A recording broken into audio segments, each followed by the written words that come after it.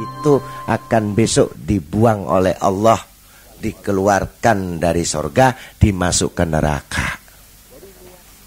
Jadi niat itu bukan karena miskin, bukan karena kaya, bukan karena ada, bukan karena tidak ada, tapi itu yang diwajibkan, yang diperintahkan, yang dihimbau agar mengambil warisannya Nabi Muhammad SAW. Jadi tolabul ilmu faridah itu diwajibkan bagi laki-laki dan perempuan. Ditinggalkan berarti sama dengan meninggalkan sholat 5 waktu. Bertanya sahabat kepada Rasulullah, bagaimana tentang pengamalan Al-Quran ya Rasulullah? Maka Rasulullah menjawab, apakah berarti Al-Quran itu tanpa pengetahuan ilmunya Allah? Maka ilmu itulah kedudukan 500 derajat untuk kita kaji, kita mengulang-ulang, kita mengingat-ingat, kita menghafal, mengamalkan, mensiarkan. Itu sifat ilmu.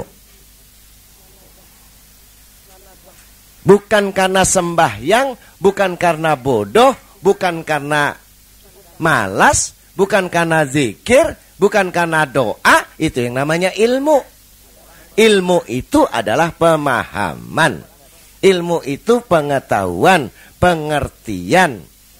Yang dilaksanakan jangan sampai keluar koridor dari koridor Al-Quran dan hadis Rasulullah. Apa yang diperintahkan Allah, apa yang diperintahkan Rasulullah, kalau kita sudah menginjak kepada tentang ibadat, pasti yang dinomorsatukan minta ikhlas. Itu Allah Ta'ala. Kalau ibadah ini tidak ada unsur ikhlasnya, berarti kamu menyembah dengan hawa nafsumu. Kalau orang sudah menyembah dengan hawa nafsunya, 2 rumah yang kau dapatkan. 1 rumahnya malaikat, yang 1 rumahnya iblis, yaitu hati. Saat ada dukungan malaikat, kita mengingat Allah. Tapi saat nangkat takbir Allahu Akbar, mengingat dunia kita, mengingat selain Allah, ini iblis yang berperanan. Jangan dipikir orang sembahyang tidak ada iblisnya. Bukan berarti orang dikir itu nggak ada iblisnya. Bukan berarti orang yang doa nggak ada iblisnya. Bukan berarti orang dikir nggak ada iblisnya. Semakin dekat, semakin kencang kita dekat sama Allah, makin berusaha keras yang namanya iblis ini untuk menghancurkan hamba-hamba Allah. Sumpahnya iblis ini anak cucu Adam sampai hari kiamat akan kujadikan mereka sasaran-sasaran yang empuk, hidangan yang paling empuk untuk neraka jahanam.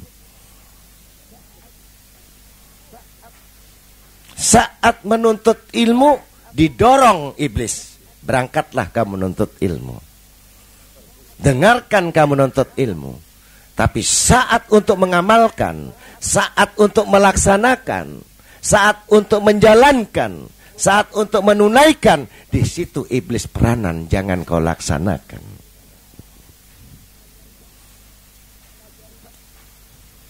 Saat kita untuk mempelajari, mengulang lagi pelajaran kita, jangan dibuka itu buku. Untuk apa? Buka yang lain.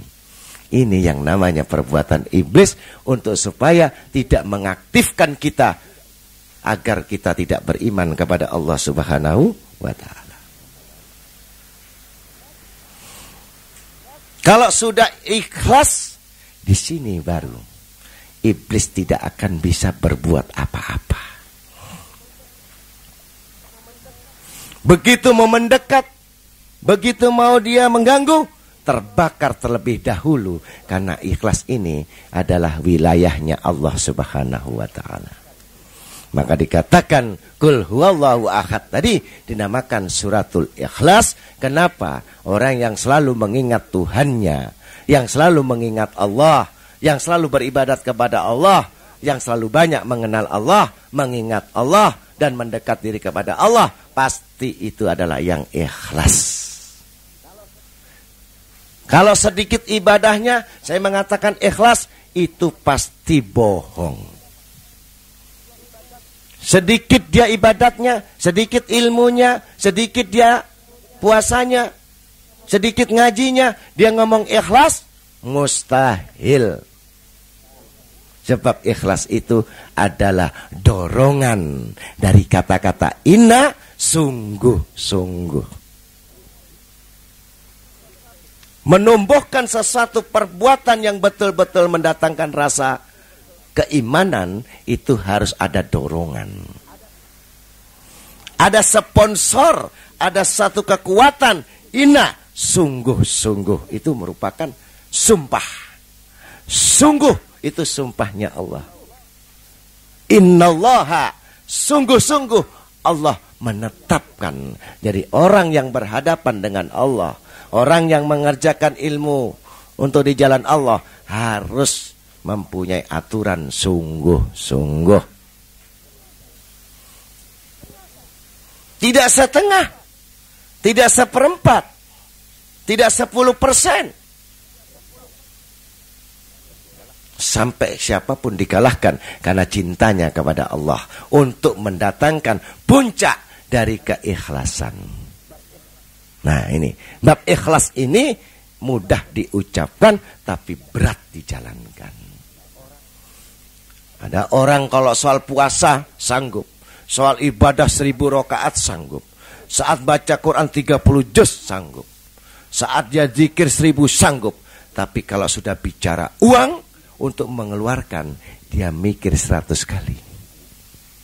Di situ iblisnya juga pun akan menghalangi dia. Ibadah kencang, semuanya hebat, tetapi kalau sudah soal bicara yang sangat riskan, yaitu keuangan, mundur. Kenapa? Itu adalah Tuhannya manusia. Di dunia itu, uang itu Tuhannya orang kafir. Tuhannya orang kafir, Tuhannya orang syirik adalah uang itu yang namanya Tuhannya. Kalau kita mau mengikut Tuhannya orang kafir, sama-sama kamu juga menyintai uang itu, berarti kamu sama-sama Tuhanmu. Tinggal pilih. Sarana hidup adalah uang. Sarana perjalanan hidup untuk ibadat adalah uang. Tetapi kalau orang sudah mengatakan uang inilah yang menjadi jaminan hidup, uang inilah yang menjadi mendukung aku dalam hidup dan keluargaku, hatta ya'ti Allah bi amri, tunggu Allah akan mencabut kehinaan yang akan didatangkan kepadamu. Begitu. Itu menandakan tawakal dengan keberadaan uang, bukan tawakal kepada Allah. Ikhlas lagi.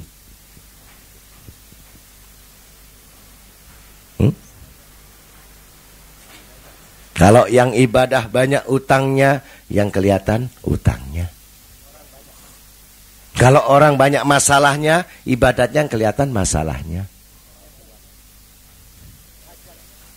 Kalau ingin hajatnya, dia sembahyang, kelihatan hajatnya. Itu yang disembah, kata orang tauhid. Well, fawailul lil musallin alladzina hum an sholatim sahun. Orang yang lalai sembahyang di neraka. Orang sudah sembahyang. Ini waspada kita. Jangan merasa bungah atau merasa senang dengan apa-apa yang kita miliki ini. Karena apa? Iman itu merupakan sangat berat. Innallaha yuhibbul khairul syadid. Sesuatu yang baik itu sangat berat.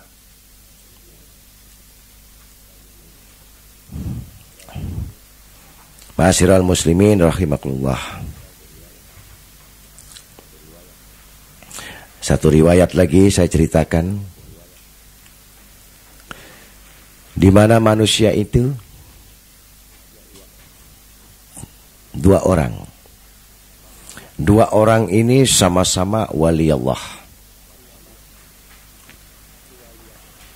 Yang satu wali Allah ini kaya raya.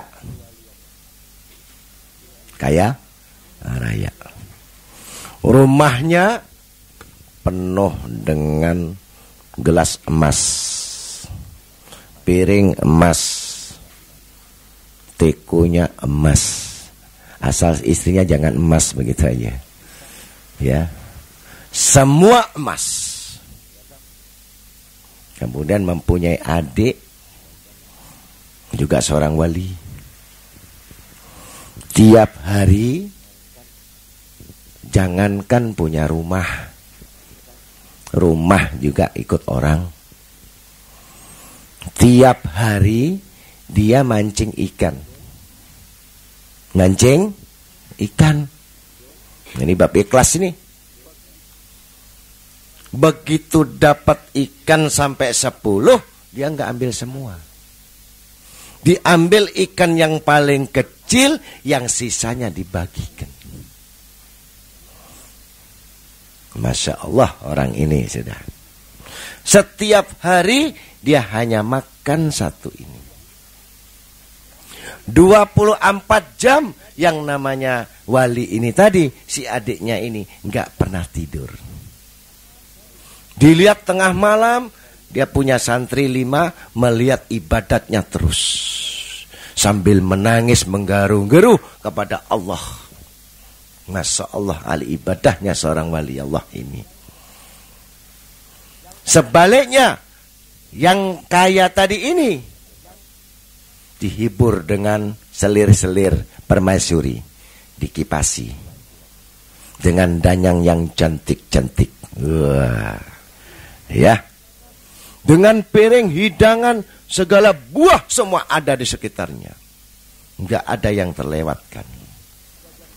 Begitu saat sudah jam 12 malam, dilihat tidur. Kok kali apa?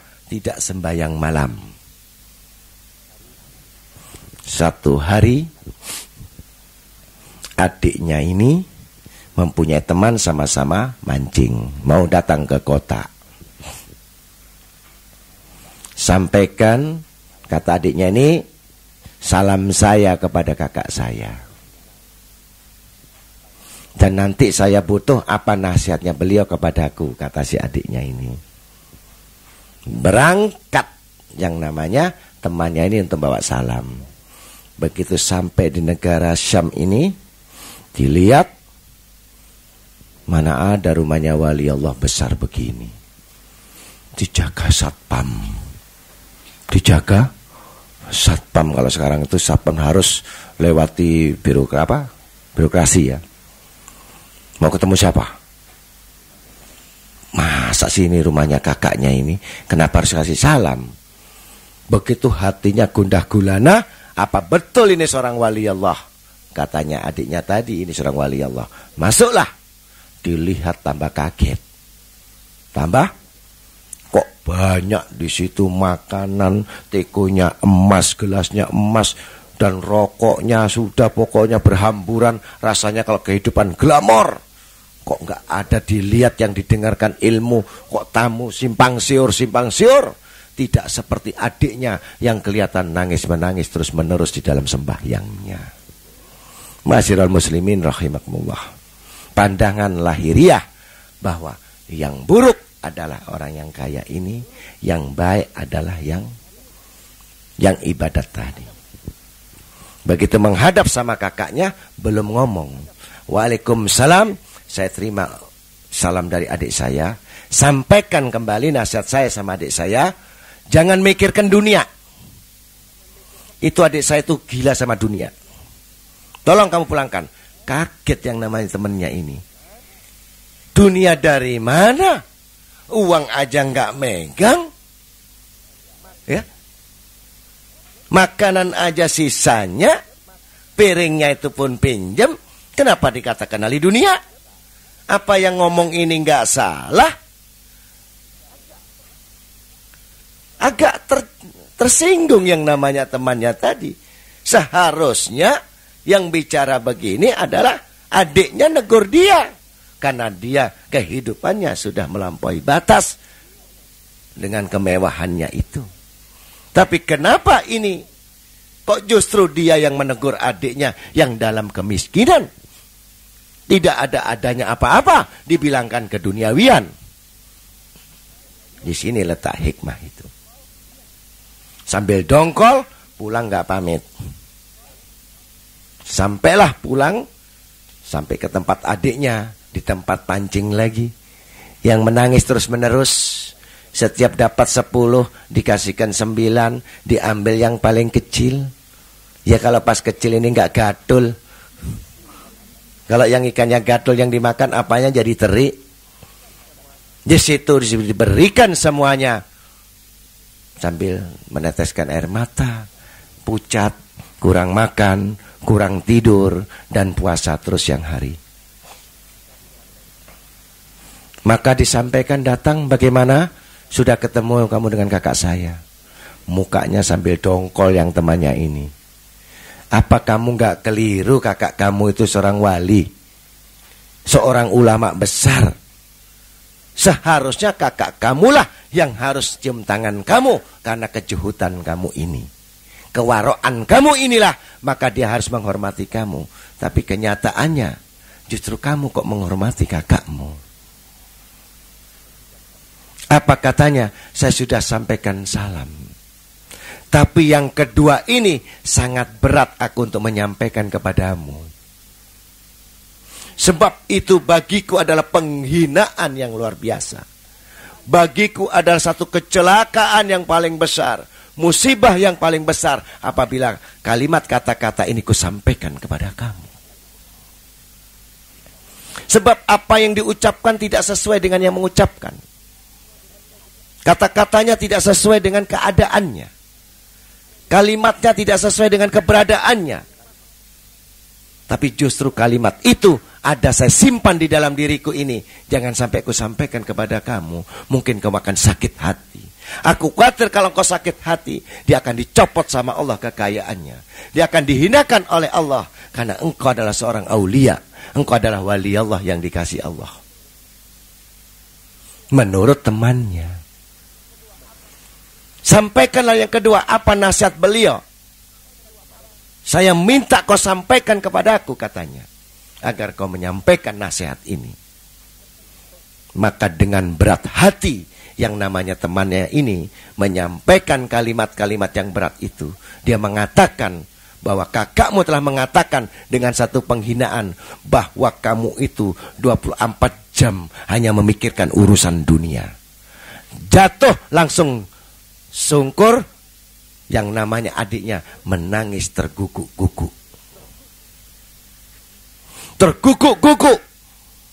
Terseduh-seduh dia. Kenapa sampai kakaknya pun mengetahuinya bahwa hatinya ini pun mengetahui bahwa tiap malam, andai kata aku punya mobil, andai kata aku bisa punya rumah, andai kata aku punya rezeki, itulah yang ada di dalam sembahyang dan dikirnya puasanya, yang tampak hanyalah duniawiyahnya.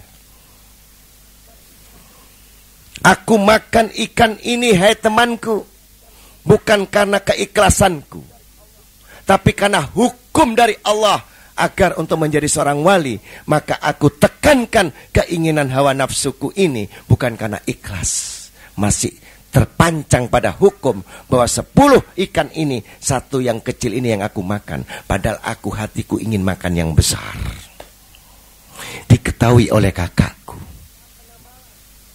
Begitu saat tengah malam, aku berpuasa. Hanya aku untuk menginginkan seperti kakakku. Bagaimana dia bisa mendapatkan teko emas.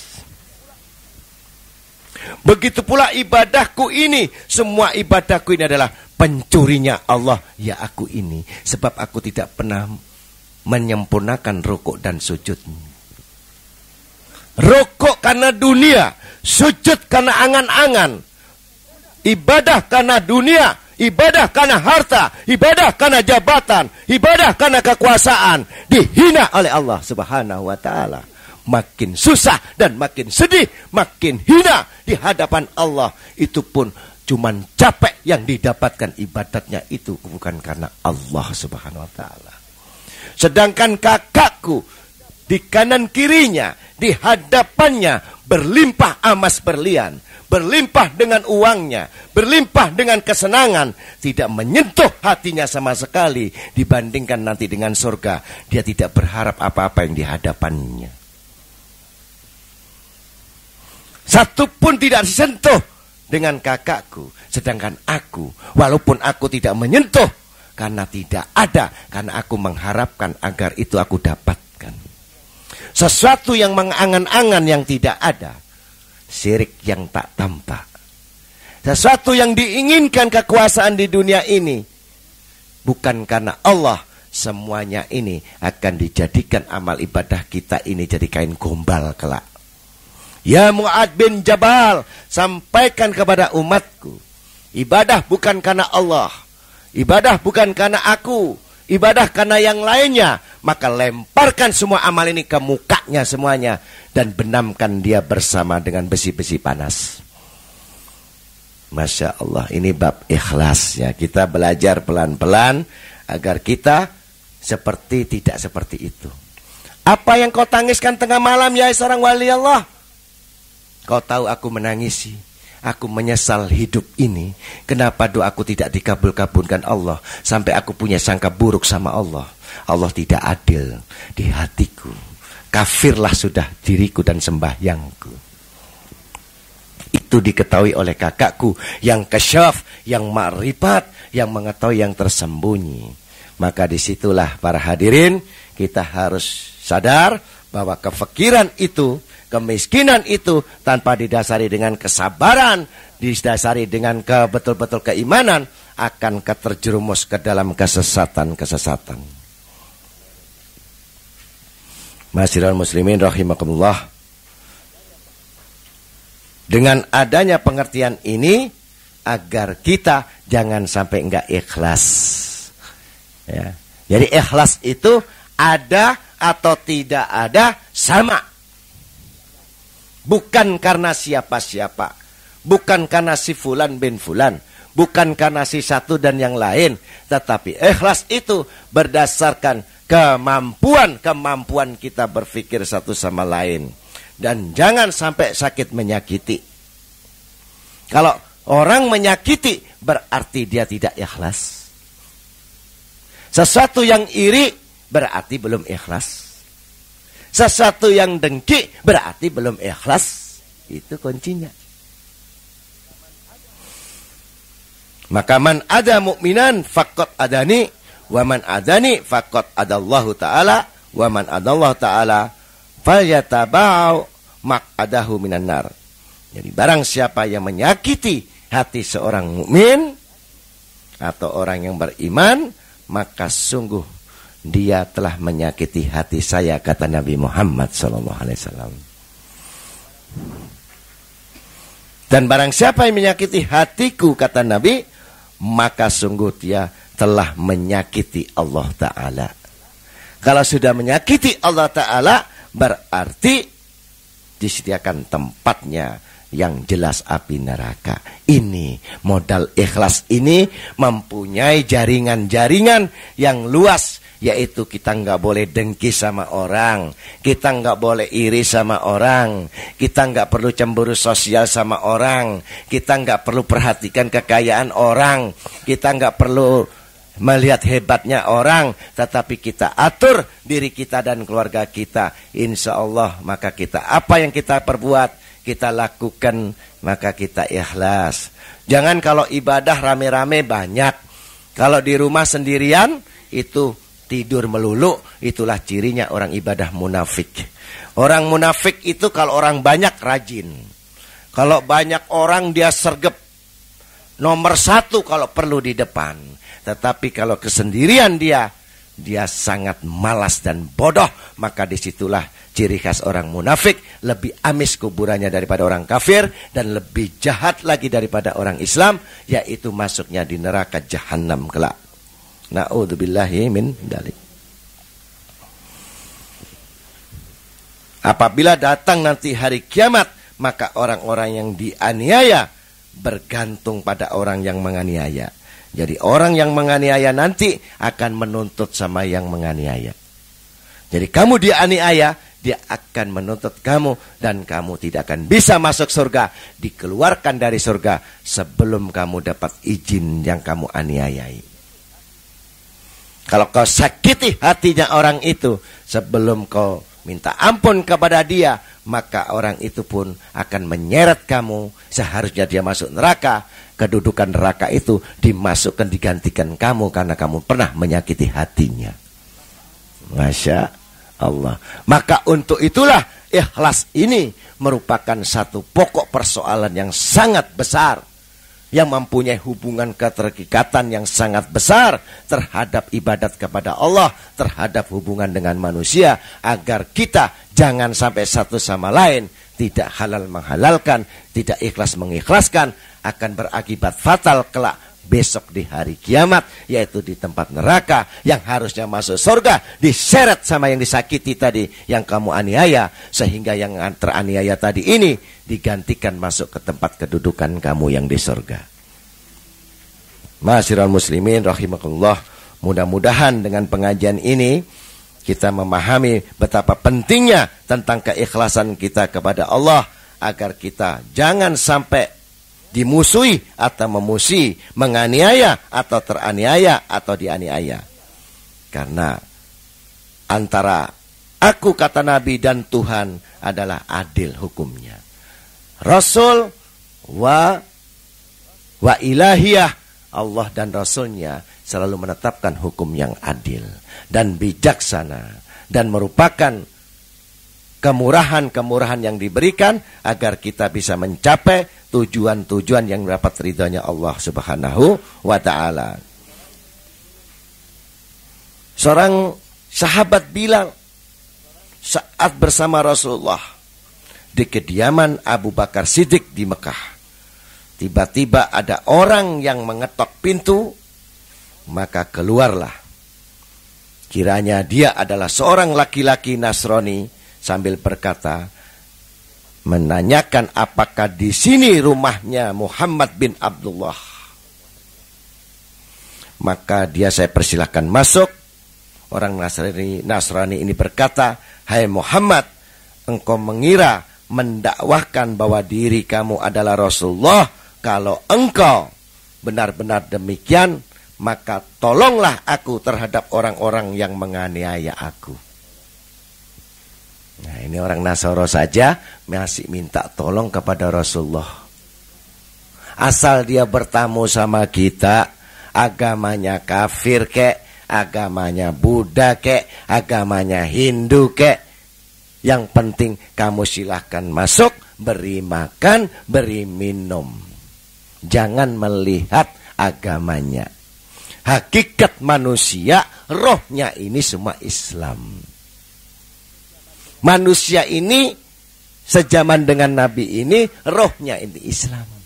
Hanya karena keturunan Bani Israel, keturunan orang Nasyara, maka dia tidak bisa Islam, tapi bisa masuk Islam. Tidak sedikit orang yang bisa masuk Islam, berarti rohnya Islam, begitu. Ya. Karena tidak mengerti, maka di situ dia mengikuti agama nenek moyangnya, masuklah mereka dibenamkan sama-sama nerakanya. Tetapi bukan berarti nggak kamu kasih makan, nggak kamu kasih minum, hatta yang namanya anjing biadab pun masuk ke rumahmu, silahkan duduk, kasih air, kasih makan, kasih minum. Dengan kasih sayangmu inilah, itu yang dinamakan latihan ikhlas. Sanggup? Besok cari anjing, budukan masuk rumahmu. Maka orang dianiaya ini ditanya sama Nabi, siapakah yang menganiaya kamu, hai orang Nasrani? Abu Jahal bin Hisham telah merampas hartaku ya Rasulullah. Maka Rasulullah saat itu bergerak dan berdiri, berkata sama Bilal, kami katakan wahai Rasulullah, Abu Jahal pada saat ini tidur siang, maka akan sulitlah bagi engkau untuk mengutus atau mengurus masalah ini. Bahkan kami khawatir dia akan marah kepada engkau. Siapakah Abu Jahal? pamannya Nabi Muhammad sallallahu alaihi wasallam yang merampas hartanya orang kafir. Pamannya tidak dibela sama Nabi Muhammad. Karena masalahnya pamannya mengambil hak yang bukan haknya. Sehingga saat itu masuklah Rasulullah di muka pintu. Maka engkau tidak tahu siapa aku, katanya. Engkau telah mengambil harta orang kafir ini.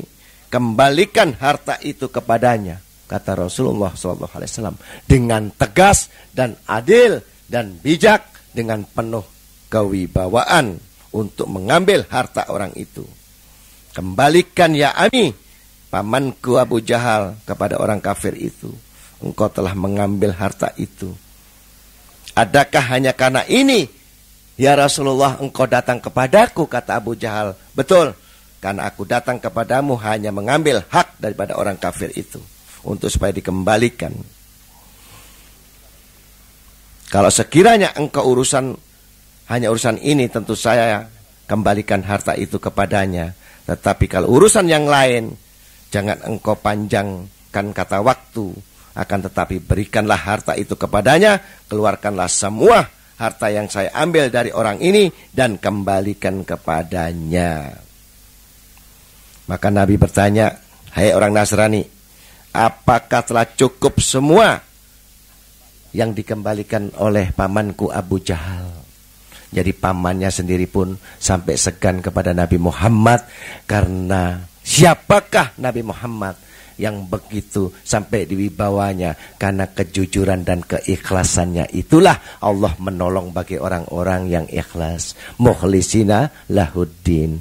Mudah-mudahan kita bisa mencontoh dari perbuatan Nabi kita Muhammad SAW yang selalu mengamalkan ikhlas. Di dalam kalimatnya ikhlas, menyampaikan dakwah ikhlas, beribadah ikhlas, bersedekah ikhlas, semua di dalam bentuk ikhlas yang tidak ada tandingannya akhlak siapapun, kecuali kita minta syafaat berkah daripada Nabi Muhammad SAW agar kita bisa menjalankan dan meniru perbuatan mereka. Ma'asyiral muslimin rahimakumullah. Mudah-mudahan pengajian ini mendapatkan hikmah, dan hikmah yang dari segala hikmah untuk mendapatkan keridhaan Allah Subhanahu wa taala, dan mudah-mudahan pengajian ini tercatat bagi orang-orang yang disebut orang mukmin dan solihin. Al-Fatihah.